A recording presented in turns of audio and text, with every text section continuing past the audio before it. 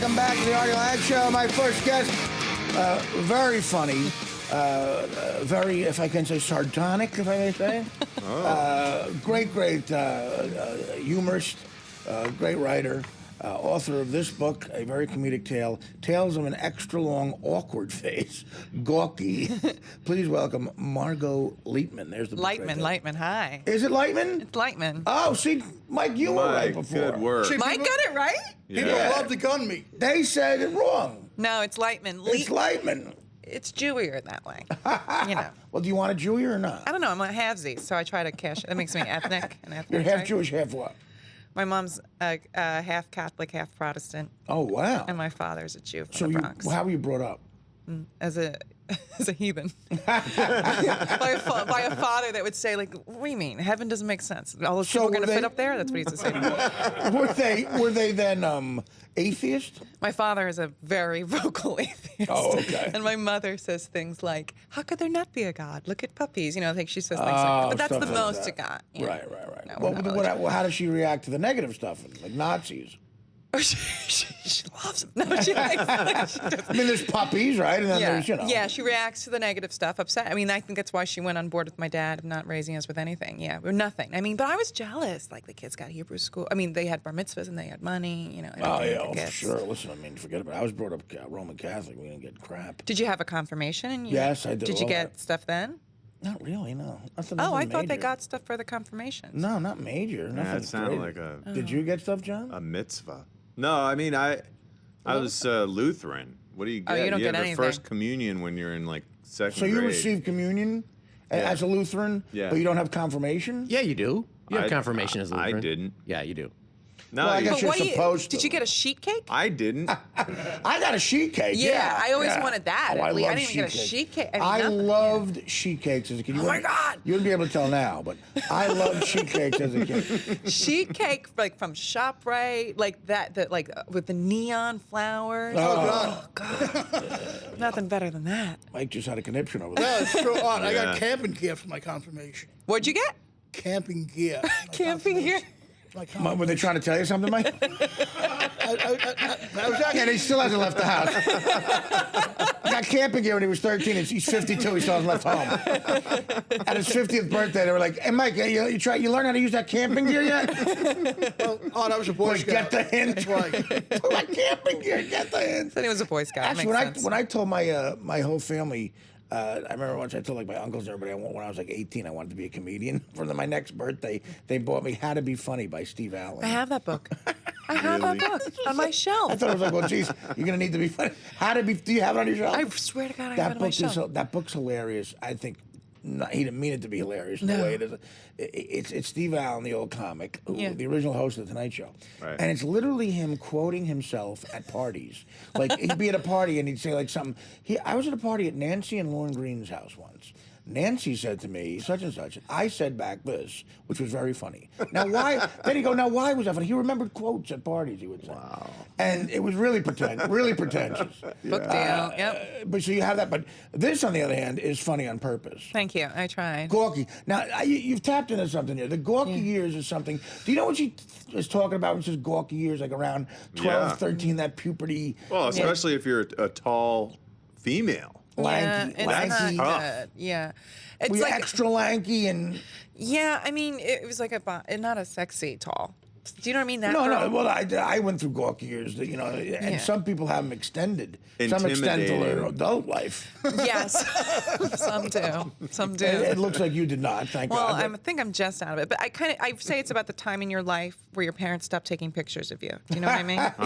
But now I feel like a kid's not going to have that time because we take pictures all the time. So these poor kids are going to have those years. Pictures. The kid stars in a movie once a year. Yeah. It's like, I mean, they're in a movie once a week practically. It's unbelievable. I know. I mean, they're always seeing themselves photographed and stuff. And some people, you're right, just should not be photographed. Well, there's a certain number of years it shouldn't be. Like, there's almost no photographic evidence of this time. Okay, well, you're being nice. No, you're right. You're being nice. Did your parents take pictures during that time? Did yours? No, well, 12 not to a lot. like 16, 11? You're being nice. They're few and far between. You're being nice because most people should never have pictures like that.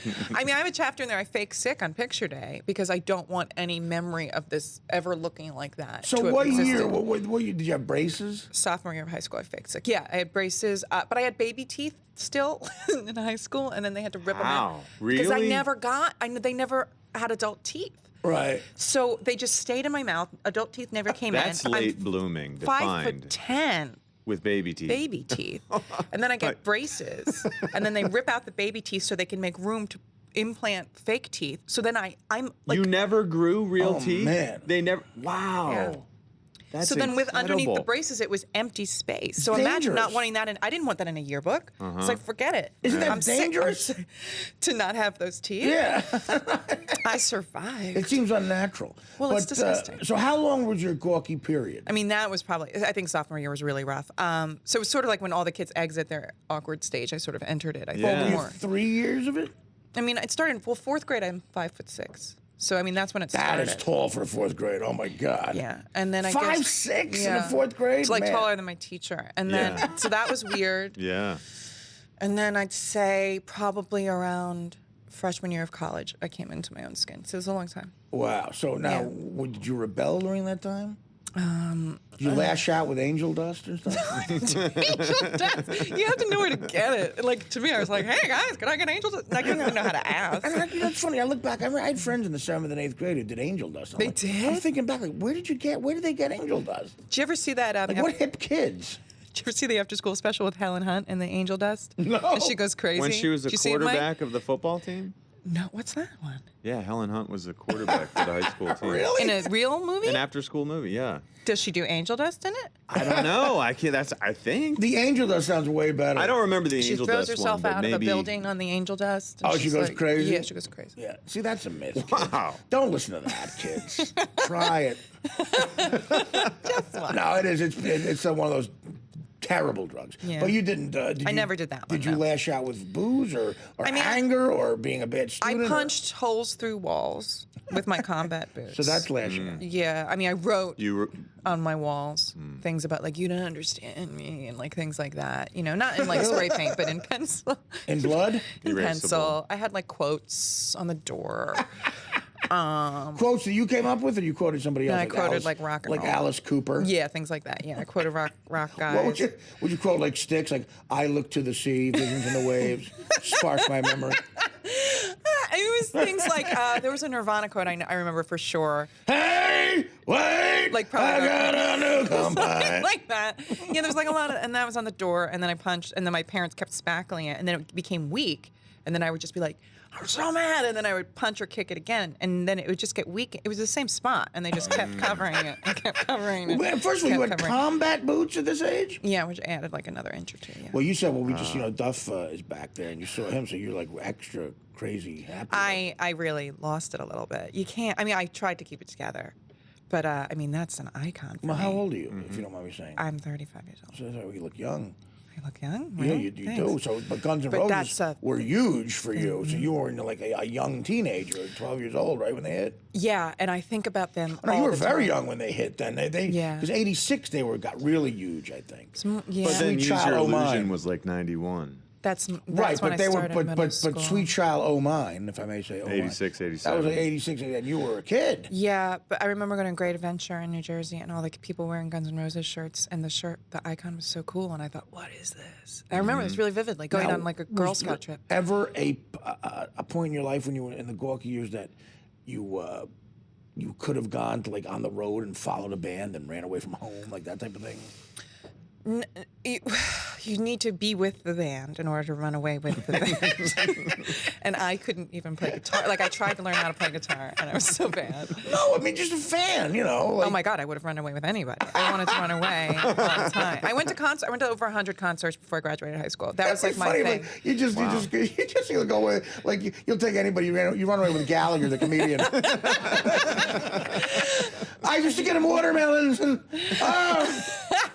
And then I guess when I was like 21-ish, I ended up on a tour bus with Poison one night until like 3 in the morning. Poison? Really? Yeah. We had a good time. We really hit it off. What did they play Jersey and? No, I went to a concert with my friend and comedian friend Julia Rezzi. We went to a concert in Boston, and then we went back. We got backstage. No kidding. She got us backstage. I don't have the chutzpah to get us backstage, but she got us How'd she get backstage. you backstage? Oral sex. How? Well, this is her story, but Oral sex. she made out with Bret Michaels' cousin. His cousin? That's how she got it. Wow. He was like a roadie, and then And you know there's more than making out going on. no, I saw it, and then we got backstage, No and then kidding. he told us to hang out for a bit. We just hung out and like talked and hung out, and like nothing. Please, nothing happened. I would have killed for something. Well, Nothing give happened. us. He says tales of an extra. Give us one tale if you can. Well, okay. So talking about rock and roll, right? So Right. I used to go to all these concerts, and guys in school didn't like me, but like guys at concerts did because I was weird and I was artsy, and so I met this guy at a Well, you're concert. probably funny and fun to talk to, and Yeah. cuter than you probably are giving yourself At that no time, credit for. well, there's no pictorial evidence. So we'll never know. I hear you. So I went to this concert and I met this guy, and then like I didn't give him my number or anything, but I guess I told him my name. Anyway, so he long story short, he started calling, started mailing things to the house, and like, Mailing. yeah, this was like in the late '90s, so there was email, but he Right. just was mailing things, and it became like obsessive to a point that I needed him to back off. I need you to back off. And I told him back off, and then my parents were out driving one day, and they came back, and they're like, "Margot, there's a piece of wood in the engine, like against the fan belt of the car, and it was like rubbing against, and the car was smoking, like the car was about to set on fire." And I was like, "Oh, that's weird." they're like, "Well, it was placed there," and I was like, "Oh." Oh, this is my friend. My mother goes, "Do you know anybody at school who might have had it out for you? Perhaps a boy?" She's like, "Perhaps a boy you rejected?" And I had never told her any of this. This guy was like mailing crazy things to the house, all this stuff. And I was about to tell her everything. And the next breath, she goes, "I'm sorry, honey. I know nothing like that would ever happen." And meanwhile, So this guy was like, "I will kill her." Yeah. You didn't have to spill the beans at all. No, not until the book came out. God. So now she knows. But the guy, and he never contacted me again after that. So I think he Good, thought he thank killed God. me. I think he thought he killed me. Yeah. Oh, God. I'm here. He's probably still waiting for the cops to come get him. Yeah. There's a murder from 1990. We got to take a break. We're going to come back with more stories and more fun with Margot Leitman after these words. The book again is Tales of an Extra Long Awkward Phase. Gawky. The Artie Lange Show, weeknights on Audience, only on DirecTV.